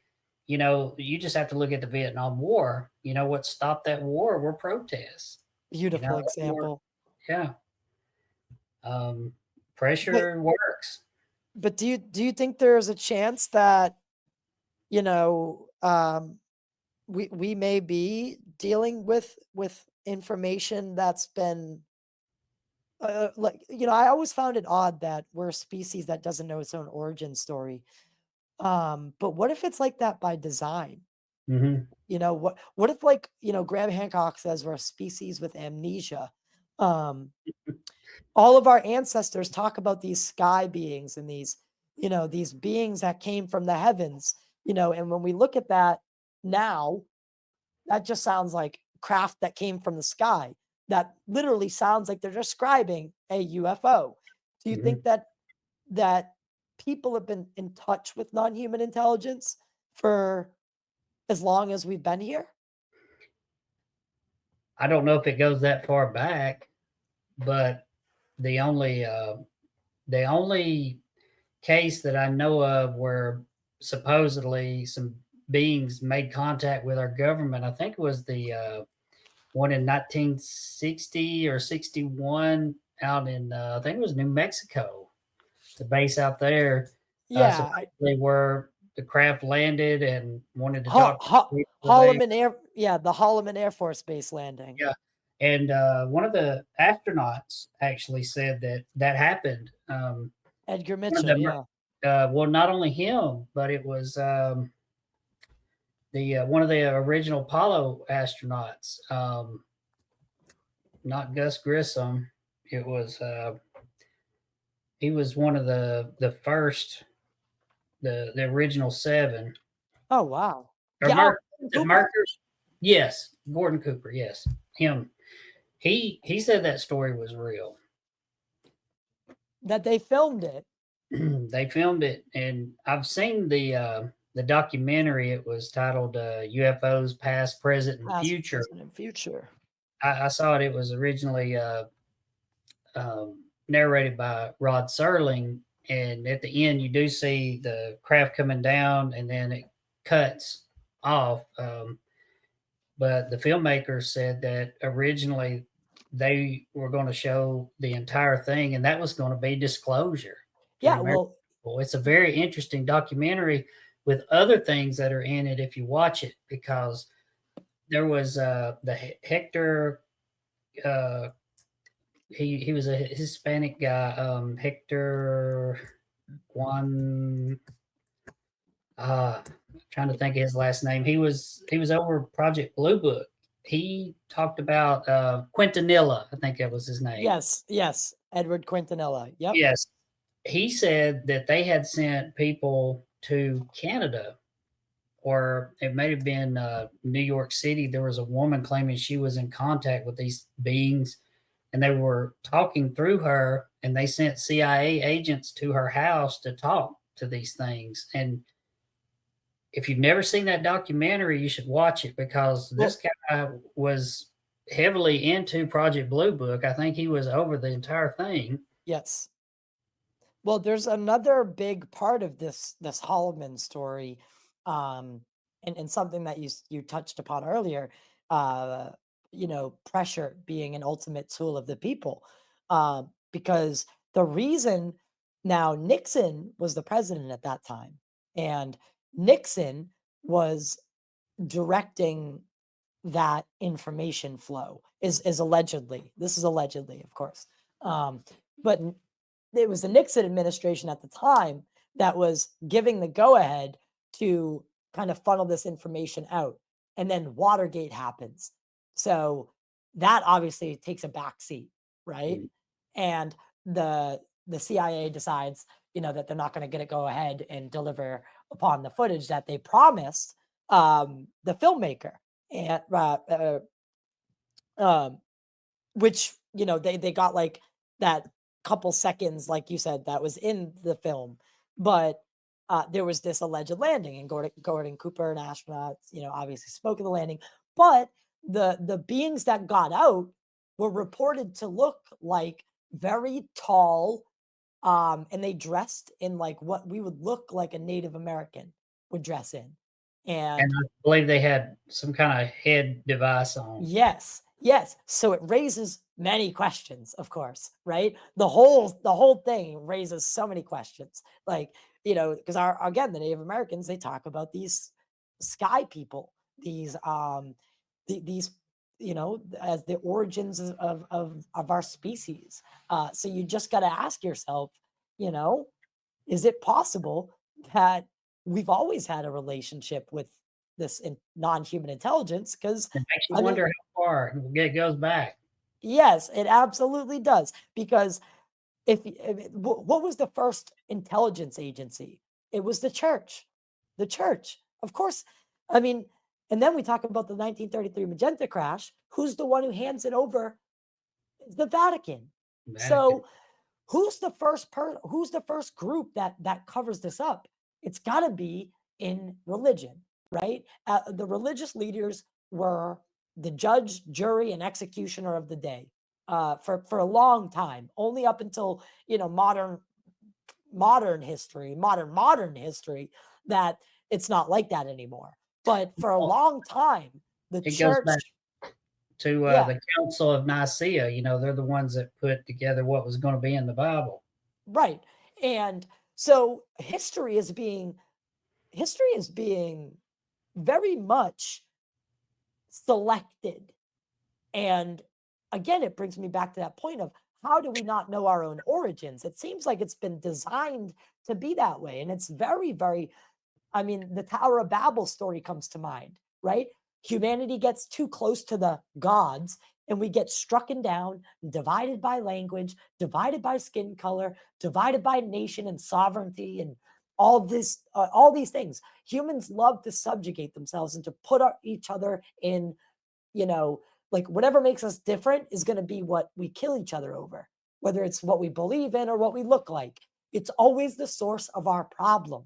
Right. And when we learn to overcome that, and what I love about the UFO topic and non-human intelligence is it almost brings all humans to that equal playing field where we become earthlings. We become the human in non-human intelligence. It brings us all to that level playing field. So you'd think that in this topic there'd be no discrimination, there'd be no division, but there is. There still is. And it's like, if humanity was working together, there's not one thing we could not accomplish. But we're handicapped. Yeah. It makes you wonder, why they choose to do a lot of things that they do. If they're trying to protect people. I mean, I can understand people would, want answers. The thing is, when you open the box just a little bit and you say one thing, that creates more questions, and they're trying to get away from that. Right, right. Because there's this social, and this is what you touched upon earlier that I wanted to get to. Thank God it came back to me because it was um but there's this social contract between uh a nation, its people, and its government, and the government military aspect. You keep us safe and we'll pay our taxes, right? There it Right. is. You keep us safe from everything that goes bump in the night, right? All the bullshit, and we'll stay civil and obedient. And when that social contract is challenged, say by, wait, you're telling me that some alien species could pick me up at any time they wanted. There's nothing, not a goddamn thing you could do about it. That And when that question comes, it's yeah, going to be a hard one to answer. see, that's one I think that they don't want to answer because they know it's true, I believe. And what if they agreed to it? And that's something else, maybe what if they didn't have no choice but to agree to it? Right. Or, I Right. mean, we don't All these questions come up. I mean, there's a lot of unknowns there. And I think, most people would just like to know, hey, are these real? You know, most of us that follow the topic know it's real, either firsthand or just by what we've listened to, the people that bother to listen to it. Then, you have like, I have neighbors. If I mention it, they just look at me, a little crazy or something. So I just don't mention it to certain people, you know.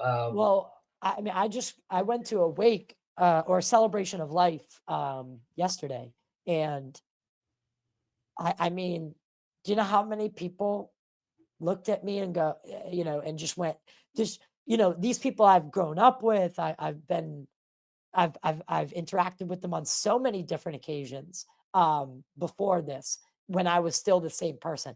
But now that I'm the guy who goes to Congress and has conversations about aliens, I Yeah. mean, I get looked at very differently now. And it Mhm. was very uncomfortable to be where I was yesterday. And honestly, I had a very big kind of like panic attack towards the end because people are starting to hit me with all these questions like, why do you do this? Well, what, or looking at me like that, like their eyes kind of glaze over when you And then talk you about look it. at them like, "Where's your curiosity?" I'm You like, know? how can you not be Yeah. interested? Yeah. Uh, Sometimes I feel like I'm cursed yeah, with knowledge.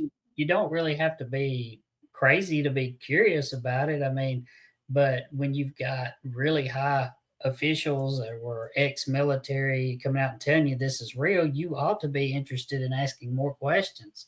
And that, my friend, is the fundamental truth, right? Yeah. When someone who has your military career, when someone who has, and not to say that just because someone's in the military gives them a blanket of credibility, it doesn't. But it gives you that added layer of this is a trained observer. This is someone the government spent our tax dollars to make you the best of the best at a lot of things. They spent a lot of money on you, and spent a lot of money in. I mean, they don't spend enough money in reintegrating you guys into society, but they definitely spend a lot of money taking you out of society to become what you become. And my hats off to you. I could not be that person, but we owe it to you to hear you out. We owe it to you to take what you say seriously. And this is where a lot of people go wrong. And I'm sorry that you've dealt with that because I find you to be highly credible. And it just kind of breaks my heart, man, that people don't that people aren't taking and I know you're not seeking fame and fortune or anything like that, but the fact that you're trying to tell your story and people are saying it's not.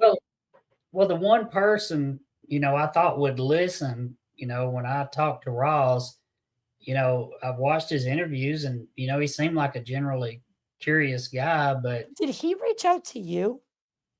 no, no, like I said, I wanted to tell my story to him and be done with it. That was my intentions. And like I said, he's got the biggest platform on national news for anybody to talk about it. And I thought, well, maybe this guy will see the importance of what I'm saying. And all he wanted to know was if I'd seen a UFO in Eglin, you know, um, and And you know why? There's the whole story about the pilots and that yeah, the sighting at Eglin Air Force Base. So I think what they were trying to do is corroborate that story because the members of Congress had gone down to Eglin and then been um, rejected the interview with the pilots until the members of Congress made a few calls and demanded that they get to see the pilot. So I think what they were trying to do was validate through someone who was on the ground at Eglin with what was currently kind of happening around that topic. So I think you were almost used as um, an attempted corroboration that went wrong, and that is why they kind of pushed yeah, this. Now yeah, that's my observation, of yeah. course. They have a narrative, that they're trying to push, and they have a story that they think that they're onto a certain kind of story, and some other story comes out that don't really go along with what they're trying to say. It just kind of gets pushed to the side, and I realize sometimes that stories don't come out for like a year or so, is what I've been told. Yeah. And I just told them, don't worry about airing my story. If I said, yeah, I'm sorry that he didn't believe what I had to say. So Um, and when the guy that just came out a few days ago, Chris Mellon, and I've heard Chris Mellon talk a few times about our capabilities, about what we can see, because anytime stuff comes out, people like Senator Gillibrand will say, maybe we can get some more sensors up there and see these things a little bit more clearly. And I'm just like, no, y'all can do that now, and it. Y'all can see them clearly now. They just don't want to show their cards on that deal. But he knew that they could do it, and I knew the place he was talking about that could do it. Mhm. And that's the thing is, we get all these really grainy videos of, what might be something, they really like this tic tac shape craft. But what you're saying is if they have the capabilities that that they have, then there's we have an abundance of HD 4K resolution photos or videos Mhm. of these craft, but we just don't want to show it Yeah. because they're controlling what gets out. They don't want to. I mean, do you think that? Oh man, why do you think they won't show us, man? Why do you think they won't show us the HD photo or at least one of them? Yeah. Well, I think it's just a matter of time before someone leaks it. I think some of the people that are coming forward, What do you they're walking it out to people in a what do way. you what do you think the best UFO footage out there that you've seen is? The one I was talking about earlier, the one in Cuba, if you look at the UFO over Cuba, UFO it over Cuba. yeah, it is the best one. I mean, it's very clear. It's probably the best footage I've ever seen. It is a craft that you see. It's like a boomerang shape, and it has this thing on the bottom. It's kind of like an S shape. It looks like a power source, and it starts rotating on the bottom, and it consumes the entire craft. It lights up the whole craft. The whole craft turns into this, looks like a ball of fire. It looks like a glowing fire. And is that Exactly what I saw when I was a kid. And that's the closest thing and the best thing I've seen out there. And I'm surprised that it's not really well known. have you ever seen the turkey UFO video? Yeah, I saw it. I What do you saw it. what do you think of that video footage? It's okay, but the one over Cuba that I saw is, I mean, you see the whole crowd. I mean, it's amazing. I It's amazing. I I'll kind of send want it to. to you. Well, I'll try to send I it to think you. I might have it here. Sorry for anyone who's listening only. Can you see that? That's it. What? I've never seen this. I've never seen this. Watch it. This looks like a still image This that's just interesting moving. video was filmed in the sky of Cuba. As you can see, the UFO has a This very just looks like strange design and the middle part of There's it. a maybe like live photo of there's a live video The of it that quality is will the real thing. gradually improve. what the Watch the hell? video There's and then video tell of me what you this. think. Here it is. Yeah, Oh my god! watch what it Es does. como un extraterrestre, algo así. What the fuck? Holy shit! Una bola de candela And this is broad en el aire. daylight. Mira para eso, tú. That looks exactly like what I Mira, saw. mira, está mirando. Oye, pero como tiene distinto. Holy shit! I want to see it kind of like envelope. And this is kind of like what you said you saw? Yeah, when it was lit up, the way it's lit up when it covers the entire ship, that's exactly what I saw. Oh It my looked god, that is wild. Una bola de candela en el aire. Mira para eso, tú. I wonder what they're saying. Mira aquello, mira que- Probably There's- like, Oye, pero holy como tiene shit. distinto- there's probably other videos better than Whoa. that of it. Yeah. So you can see at the bottom, it's some type of energy source that it has. What? That is fucking crazy looking. I've never seen this footage. This is blowing my mind. Mhm. To me, I think this is the best one out there. Oh, you might be right, dude. I think you might be onto something with that. That is holy shit. For anyone who's just listening, you guys got to check out that video. So look up Cuba clear video footage of a UFO in Cuba. That's the first one that comes up. But so that's similar to what you saw, like you know, when it was whatever the whatever energy it was source is. that covered the craft. What I saw, it was completely covered the craft. And like I said, my mother, when she saw it, it had lost its glow and it was just sitting there. And I think it had just landed when I When it saw it, and then it right. moved because when I saw it, it was kind of drifting over to my left when I was looking at it. And the next day, when we went out there to the field where we had seen it, it had came over more to the center of the trailer park where we live. I'm trying to go back there in the next few weeks where we saw it, and I'm going to try to take some video and Yeah, see if I send can't me. go to the field. The last time I went there, it was all deserted. There's not any trailers there now. It was just empty Wait, spaces, and the field was still there. The barbed wire fence was still there, and I'm gonna try to see if I can go inside the field and find out who owns it to see if they mind if I go out there. yeah, well, well, you sent me your phone number, so I'll definitely be keeping in touch, obviously. But I would love to see, because there's something about when people go back to their sighting spot, maybe do a little, I don't know, do like a thought experiment, not a thought experiment, but this would be a literal thought experiment, you Yeah. know, like take a minute and just invite something to come back and see what happens. Cause people, they've Well, done some wild shit. I went to Fort Walton, down there where Eglin's located a few weeks ago. I went down there for a wedding, and it's grown a lot since 2009.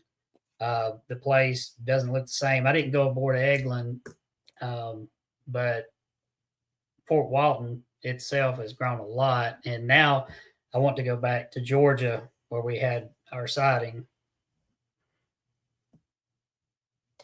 Yeah, and like I said, I'd just love to see the area that you had that. And like you said, when your mother sees it, in that video, it kind of shows it as well. It has definition. There's some definition to it. And then whatever seems to be going around it, maybe it's propulsion, um, the source of its functionality, kind of engulfs it in this flame. And people report seeing orbs, and maybe that is what they kind of like turn into Mhm. when they're on the move. And when they're stationary, they become whatever they become, with triangular or shaped, I don't know.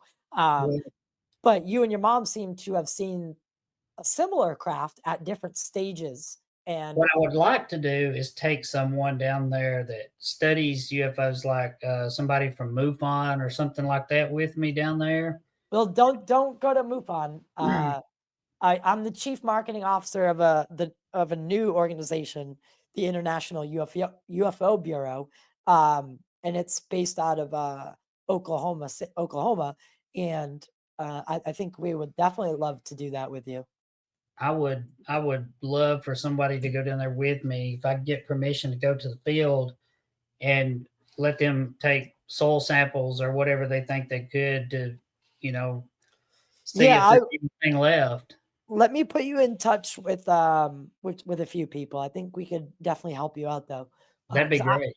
I'm the chief marketing officer of it, of the International UFO Bureau. As I'm right now, I'm also handling government relations as well. So but I think that we'd be very interested to work with you on that. And your story. It's if there was one thing that you desperately wanted to tell people, and what you want them to get from what you're saying, what is it? I just want people to know that our government has the capabilities to monitor these things. There's no um, secret to what they can do, what they can monitor. They know exactly where these things come from. They know where they go once they get here, and they should quit playing dumb about what they know about where these things come from. I think they have to just level with the American people and just tell them their origins. They come from outer space. They come from water. I think people could handle it. I agree. I really do. And I think that's a beautiful place to end it for the day, or end it for this episode. But I really do want to say thank you for your testimony, for coming forward. People don't realize how much there is, that how much baggage is attached to coming forward, for someone like yourself. That's Obviously, right. you risk a lot more than you gain, unless you go the write a book kind of Well, you know my family does not like me talking about it, and my fiance, she had a sighting with her two daughters one night. They were coming back from the mall. Oh, really?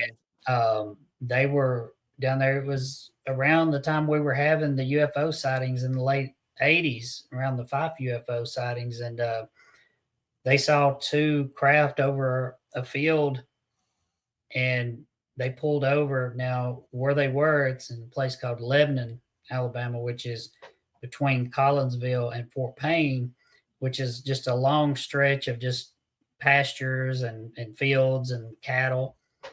And these two craft were over a field, and they saw these lights, shining down on the ground. So they pulled over to watch them, and they would shine a light, click off, and then move to another spot and do the same thing. Well, her two daughters, one of them's a nurse now, the other one's a teacher. Her youngest one, that's a teacher now, she got in the floorboard and started crying when she saw it, because it was making no noise. And when the first one clicked off its light, it took off, just blink of an eye, did not make any noise at all. And the second one stayed behind a little bit longer. It finally, cut its light off, and it took off, no noise whatsoever. They watched it for about 20 minutes. That is, and they so even with them, And they've never talked about it. I was gonna Never. say, even with having seen something themselves, they don't. They don't. It's They it's such a bizarre. Such a bizarre thing to me. And like I said, I mean, if you think about it, hindsight being 2020, look back at your own situation, right? I mean, you guys never talked about it, right? But we had some really heavy sightings here and cattle mutilations here. That's the aspect that really. That's why I literally just texted the person in charge of the International UFO Bureau, and I said, I think we should help this guy and go back and do what he wants MUFON to do. Oh man, I would love that. I was working with a scientist from UAB, David Ray's, when I started having all these weird things come up in my yard, like whatever it was, burnt the side of the tree, and Right. it I've got pictures. I can show it to you. I would love to see that, and they're I wish about you. Foot across. I measured them, and somebody said, "Oh, that's a deer bed," and I said, "Well, a deer can't sit on top of a fence and bend it." Yeah, yeah. That doesn't even. That's like trying to explain something with swamp gas. It's the most ridiculous scenario. It's like it would be more plausible for the mysterious thing we're saying might have happened to be true than what you're saying. Then that's what always gets me. It's like, oh my God, you guys are really reaching on some of this stuff and with And these what's really explanations. strange about that, all that stuff didn't start happening again until I recalled what happened at Eglin and what happened to me when I was a kid. So maybe you were. I mean, do you ever think that you were meant to see what you saw? I hope not, because I wish I just, and until everybody sees something and is convinced, I just a lot of times wish I'd never seen anything. And well, like I said, it's not. That's not even about it. It's like the curiosity becomes weaponized, and That's it. That's it. that's what really like sets a fire under people. And, it seems that fire's been lit in this case. So I I am very intrigued by your story. And like I said, I just want to say thank you for your service to the country. And, thank you for being brave enough to come forward and talk about this. I appreciate you having me on, Ty, and it was wonderful talking to you. If you have any questions in the future, just shoot me a text or something. I'll be Well, glad like to I talk. said, I think stick around after the credits roll, and we'll chat for a minute. I think there's definitely some future endeavors I would like to be part of. So for everyone else listening, thank you so much. We tried to do our best with what we're having. Like I said, I just moved here. We're getting the studio ready. It'll be ready when I get back from contact in the desert. So for now, bear with me. But love you guys so much. You guys make it all worth doing. I don't know what I'd do without this community. We talk a lot about some of the bad stuff, but for me, there's so much more good that outweighs it. And like I said, it wouldn't be worth it without you guys listening and watching. Make sure to like, share, subscribe, or follow. Leave us a rating or review. It's all free. It takes 2 seconds, and it really, really helps support the show. Or you could join the membership for, I think it's like $2, and you get early access to episodes, sometimes months in advance, as well as ad-free. That's all I can really offer. So, I offer it for a really low price, and that's just so we can pay some of the bills. So with that being said, we love you guys, and we'll see you next time.